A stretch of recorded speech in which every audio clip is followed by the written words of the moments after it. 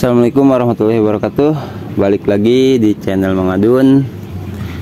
Oke, di video kali ini karena weekend ya, selamat berhari libur, menikmati masa-masa bersama keluarga ya. Kita ngobrol santai aja lah. Udah lama juga nggak masuk di sesi ngobrol asumsi ya. Ada sebuah obrolan yang asik banget kalau kata gue sih. Pertama, gimana ya, disebut asiknya itu pengetahuan sih pada intinya. Ada beberapa asumsi dari pioners gitu ya, pioners yang aktif di Twitter khususnya ya tuh. Jadi terkait pembangunan soal utilitas atau hackathon seperti itu ya, dan jangka panjang Pi Network itu. Kita langsung OTW saja ya. Ini berawal dari tweetannya siapa kemarin ini, Stephen Sally ya kalau nggak salah namanya ini. Oke, Stephen Sally itu bilangnya kayak gini. Kita terjemahkan dulu. Menurut Anda, apa dilema hackathon ketika pengembang aplikasi ingin proyek jaringan Pi membuka mainnet sebelum berpartisipasi untuk melihat keuntungan moneter nyata? Dan Pi-Core Team ingin pengembang aplikasi membangun ekosistem sebelum menghapus firewall ya. Tuh. A. Ini lebih ke ayam atau telur? Pertanyaan. Kita perlu memberi Pi utilitas untuk bertahan dan berkembang. Sekarang saatnya untuk fokus membangun utilitas. Oke, maksudnya seperti ini. Ini disebut dilema ya. Kita fokus ke diksi dilema. Satu sisi selain pengembang juga pioners ya sama menginginkan ya, kita tidak bisa bohong lah kalau soal itu, sama menginginkan open mainnet seperti itu, membuka mainnet sebelum berpartisipasi untuk melihat keuntungan moneter nyata. Jadi pengembang khususnya pengen apa namanya, wajar lah ya, pengen ngelihat open mainnetnya dulu gitu, keberlakuan Pi-nya gitu kan, nanti seperti apa gitu. Contoh ya, gue kasih ambil contoh tuh seperti ini. Kemarin gue sempat ngobrol dengan salah satu pioners juga yang berkecimpung di sebuah bisnis, yang artinya ya, ini kita ngobrol santai aja. Itu kalau misalkan kita bisa mencapai poin ya, ada misalkan 100 kita dapat motor, terus 300 dapat mobil gitu kan, terus 500 gitu, atau sampai 1000 bahkan dapat rumah 1 miliar katanya ya, seperti itu. Nah terus mentornya bilang, sama yang saya ajak juga seperti itu katanya gitu kan. Katanya ya udah kamu aja dulu gitu, kalau kamu misalkan udah dapat mobil atau rumah baru saya ikut. Nah maksudnya yang di bahas hackathon di sini, para pengembang maksudnya seperti itu gitu. Ya udah kamu aja dulu gitu, coba saya pengen lihat gitu. Kalau misalkan benar-benar terjadi harga GCP, terus proyeknya berjalan, baru saya mau. Katanya seperti itu ya, kata para pengembang nih, khususnya vendor, developers gitu kan. Banyak yang seperti itu. Nah terus dikatakan lagi Pi-Core Team A, ini lebih ke ayam atau telur. Jadi pertanyaan yang tidak ada habisnya ya, seperti itu pertanyaan. Kita perlu memberi Pi utilitas nah untuk bertahan dan berkembang, katanya Stephen Sally ini. Oke, kita masuk ke asumsi yang pertama ya. Ini datangnya dari Crypto Life kayak gitulah pokoknya ya. Gue paling ribet kalau udah dia yang nongol nih. Semua alasan dari ketidaksiapan. Semua alasan datang dari ketidaksiapan Pi-Core Team. hackathon untuk platform yang kurang kreativitas, tim konservatif, dan kekuatan yang sepenuhnya terpusat tidak akan pernah menarik proyek berkualitas yang mengembangkan ekosistem. Kami pikir butuh banyak perdebatan untuk mendorong keputusan Picor Team untuk membuka mainnet. Mereka siap untuk itu hanya karena mereka tidak ingin membuka, katanya. Lol ya, gitu. Jadi menurut CryptoLecken ini dari ketidaksiapan Picor Team aja, ada hal yang seperti yang sering gue bilang tuh, ya disembunyikan lah sama core team ya. Mungkin seperti itu maksudnya CryptoLecken ini lah, seperti itulah ya. Ketidaksiapan Picor Team hackathon untuk platform kurang kreativitas, katanya. Jadi kurang kreatif lah, tim konservatif. Nah, konservatif itu di sini udah sempat gue bawakan ya. Konservatif itu artinya bersikap mempertahankan keadaan. Ini sesuai dengan yang pernah disampaikan oleh Bar Network Sidelink gitu. Picor Team itu memiliki daya tahan yang luar biasa gitu. Daya tahan dalam artian pertahanan soal konservatif ini gitu. Bersikap mempertahankan keadaan.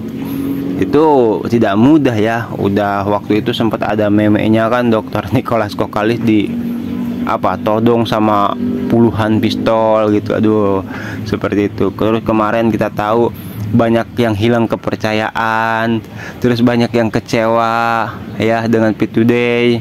Ya walaupun channel Mang Adun memang nggak muluk-muluk ya, jarang banget bahas open mainnet bahkan. Tuh, jadi tidak membicarakan open mainnet yang berlebihan tuh. Makanya banyak yang kecewa. Kenapa? Nah, di situ tapi core team bertahan seperti itu ya. Terus kita masuk ke yang kedua, ini dari LV Citizen ya. LVV Citizen. Beliau mengatakan tidak mungkin proyek jangka panjang akan matang dalam 3 hingga 5 tahun. Nah, ini kan baru 4 tahun ya. Gitu, katanya tidak mungkin nih 3-5 tahun, soalnya jangka panjang. Orang yang berpikir bahwa 3-5 tahun terlalu lama adalah orang yang berpandangan pendek.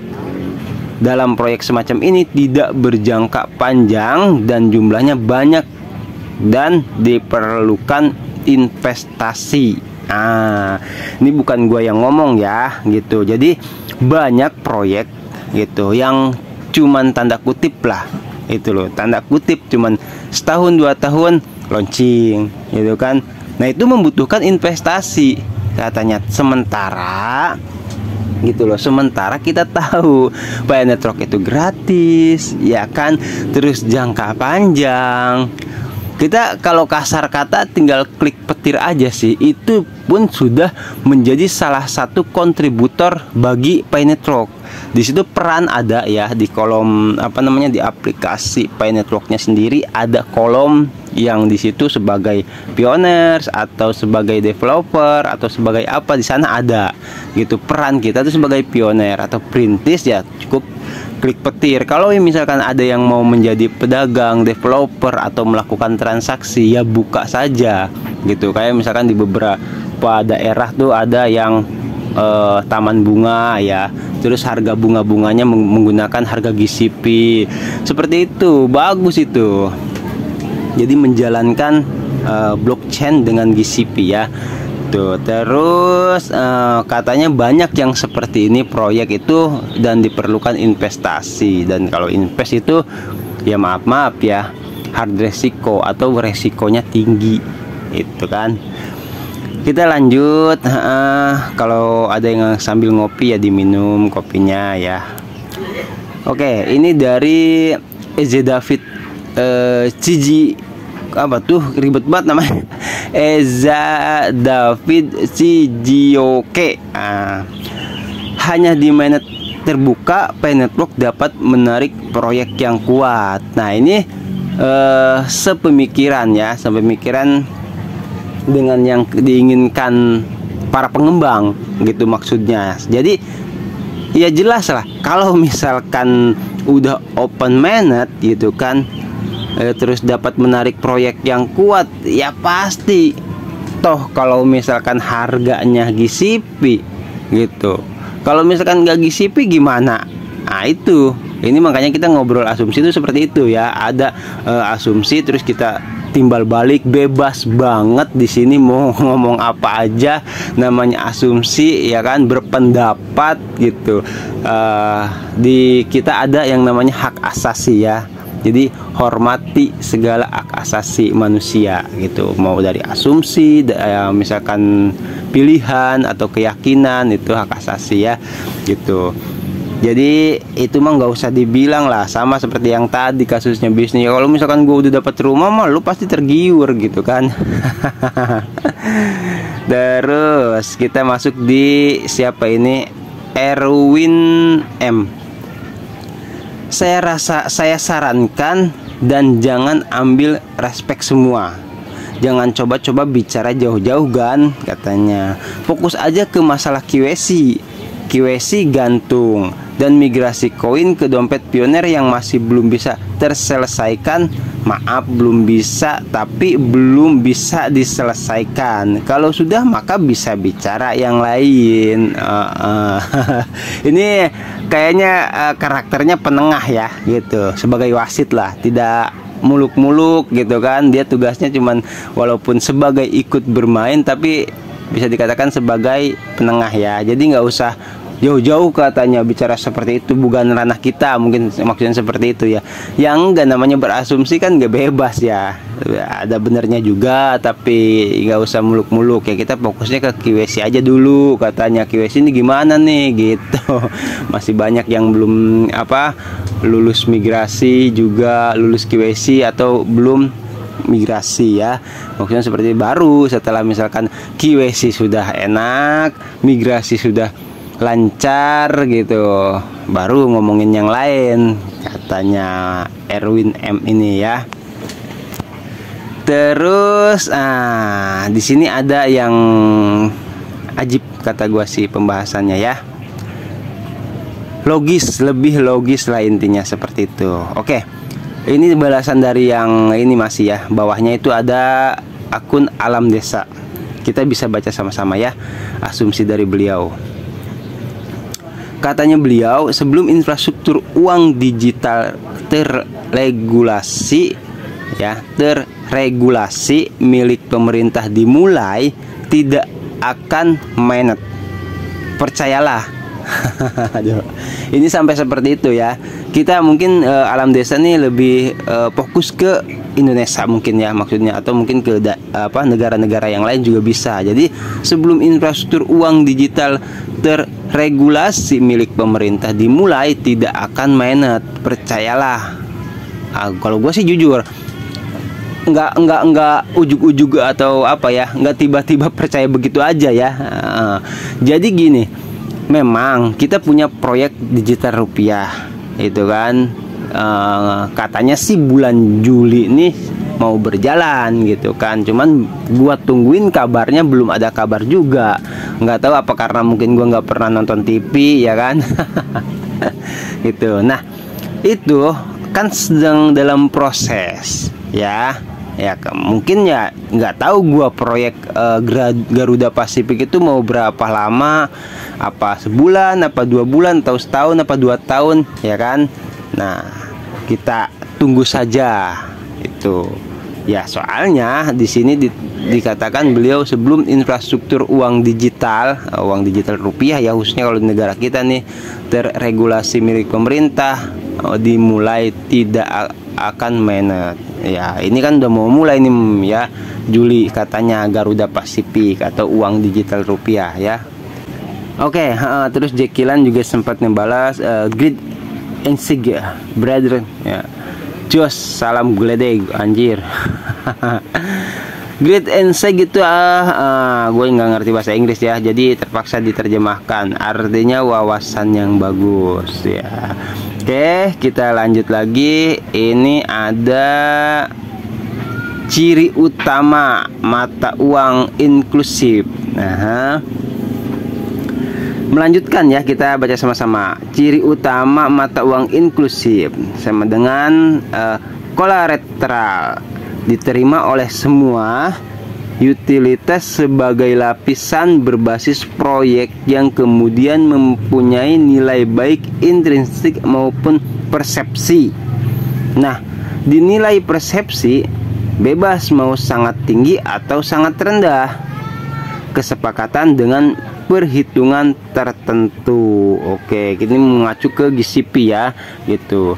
Terus yang bawahnya, Pi adalah uang komoditi desentralis, ya, tidak bisa berinteraksi langsung dengan rantai ekonomi sentral atau fiat. Iya betul, memang terpisah ya, gitu.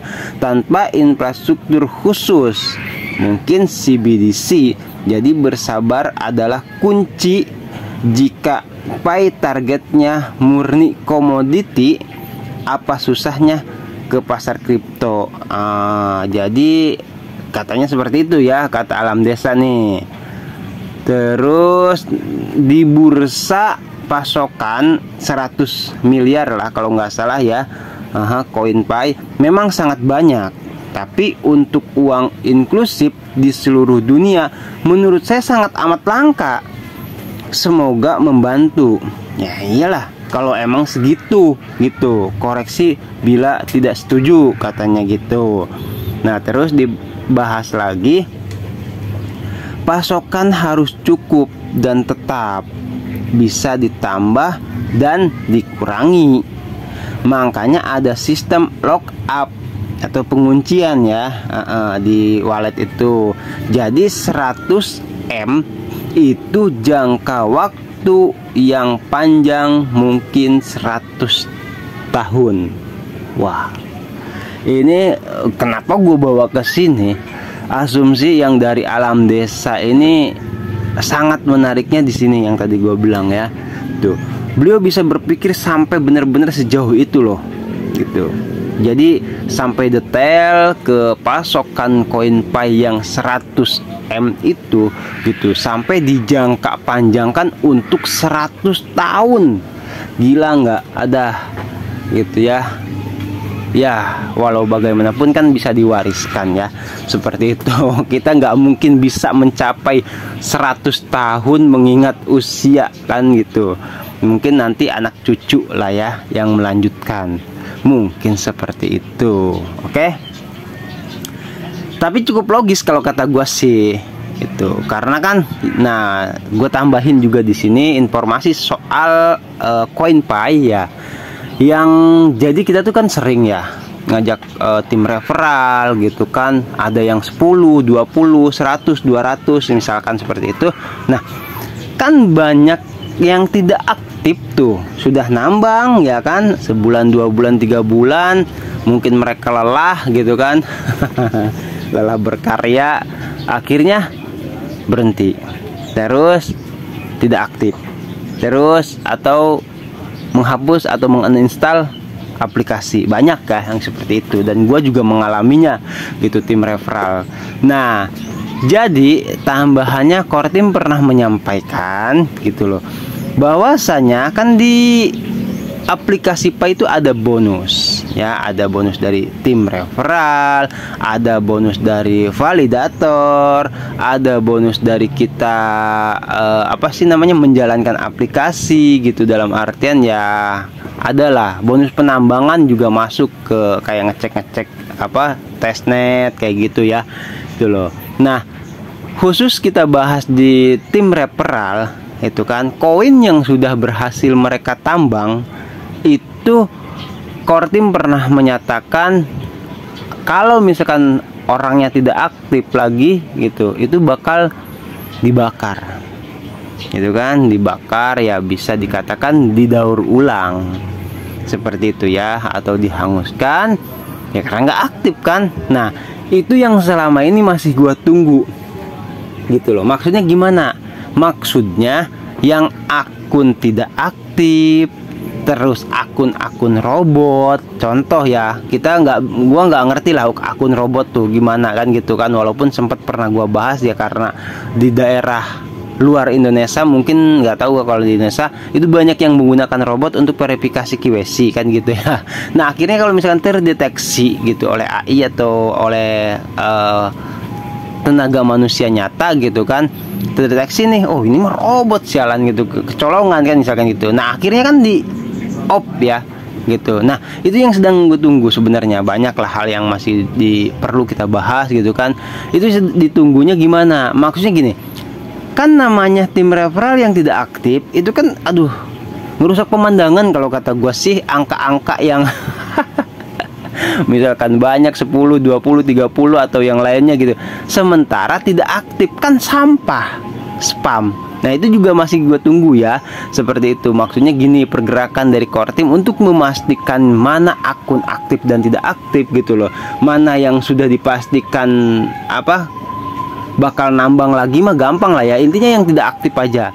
Gue pengen banget ya ada core team tuh bener-bener bisa memastikan kalau misalkan akunnya sudah tidak aktif gitu, atau menguninstall aplikasi, ya sudahlah, bakar aja bener gitu, terus hilang tuh dari deretan tim referral ya, kecuali akun kita yang aktif. Jadi kalau misalkan contoh kita punya tim referral tuh 10, yang aktif 5 nih. Nah yang 5-nya itu kan merusak pemandangan sebenarnya. Ya, jadi kalau misalkan 5/5, itu kan indah terlihatnya ya, seperti itu. Dan bonus validator juga sama, sempat kita bahas di video-video sebelumnya tuh, udah pernah gue bahas. Jadi kalau misalkan kita masuk ke validator atau jadi validator ya, masuk ke kolom validator terus memverifikasi orang yang QC gitu. Nah itu akan mendapatkan bonus validator ya. Tapi core team pernah bilang kalau misalkan kita sebagai validator, contoh gue pernah melakukan kan gitu kan, ngebantu orang lah ya, ada 10-20 misalkan gitu. Nah kalau kita sudah masuk di kolom validasi atau validator ya, jadi tukang memverifikasi lah gitu, menyetujui orang yang mau QC, itu dapat bonus. Tapi kalau misalkan berhenti jadi validator, bonusnya dihanguskan juga gitu. Oke, semoga bisa dipahami ya. Kalau ada yang mau nambahin informasi apa aja, silahkan komen dulu, atau ngobrol-ngobrol santai aja sama Mang Adun mah ya. Oke, siap. Kalau ngobrol asumsi mah ya panjang tuh, nggak ada soal. Karena apa? Ini juga waktu weekend lah ya. Nggak apa-apa yang namanya ngobrol gitu kan, yang mau ya bareng-bareng ngobrol gitu kan. Karena menurut gue sih seperti ini sih ya. Kenapa itu jadi panjang lagi deh. Kenapa Pi Network itu sangat menarik gitu? Karena setiap pembahasannya itu seru, kalau kata gue sih hal baru gitu. Itu naluri umum mungkin secara manusiawi ya. Manusia tuh kalau ketika menemukan hal-hal yang baru, mereka tertarik gitu. Kalau bagi khususnya komunitas nih ya, kalau yang di luar komunitas gue nggak tahu, khususnya pioners gitu kan, menemukan hal yang baru tuh malah semakin ngobrol semakin lama tuh semakin nikmat gitu loh. Tuh yang kemarin sempat kesini tuh yang pioners juga gitu kan. Gue sih nggak tahu tadinya kalau dia pioner gitu. Ngobrol sama gue, oh terus ini seru kan ya gitu ya. Pas disebutin, oh bang itu mah lagi nge-YouTube katanya, dia suka ngonten. Waduh, kata pantesan ya obrolannya katanya. Oke gitu ya. Gue Mang Adun siap mengucapkan terima kasih ya buat semua yang like, comment, subscribe. Thank you yang pokoknya yang komen, yang like, yang subscribe. Semoga semuanya ya. Ya kalau misalkan nggak nonton mah nggak tahu tuh, gua nggak inilah ya, khususnya yang stay selalu channel Mang Adun lah ya. Itu semoga sehat selalu, karena kan jadi bisa mendengar doa-doa gua ya, dan gue selalu mendoakan memangnya gitu. Semoga sehat panjang umur, yang lagi sakit diberikan kesembuhan, dilancarkan rezekinya juga, dan semoga diberkahi dalam setiap urusannya. Amin. Ya saling mendoakan aja lah. Gue juga sama butuh doa dari semua pioners. Oke. Thank you, gue Mang Adun. Udah lama gue nggak buat video panjang. Kalau bulan-bulan dulu tuh, wah video gue nggak nanggung. 40 menit, udah gaya banget. Oke, siap. Gue Mang Adun pamit undur diri dulu ya. Thank you buat semuanya. Assalamualaikum warahmatullahi wabarakatuh. Bye bye.